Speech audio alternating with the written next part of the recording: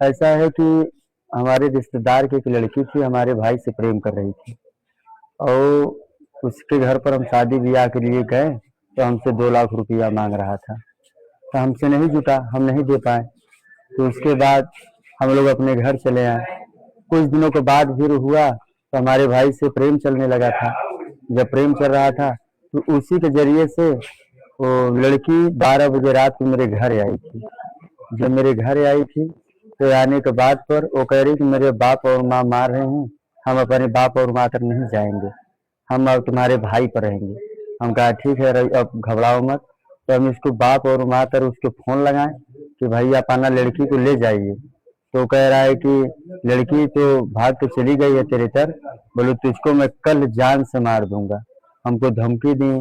तो हम फिर भी बोले, हम कहा बाबू इसलिए मारना मत, इसलिए आप आइए मेरे घर पर और अपने बेटी को ले जाइए। तो बोल रहा है, और बोल रहा है कि घबराओ मत, संझा तक पता लग जाएगा। तो संझा को आए 6 बजे के करीब, वो गाली गलौज करने लगे। जब गाली गलौज करने लगे सीधे लाठी लाठी कम से कम 5-7 लाठी मुझे मारा, मेरे भाई को मारा, मेरे मम्मी को भी मारा। मारने के बाद मेरी औरत आगे आ गई, मेरी औरत को मार दी, गोड़ और हाथ दोनों टूट गया।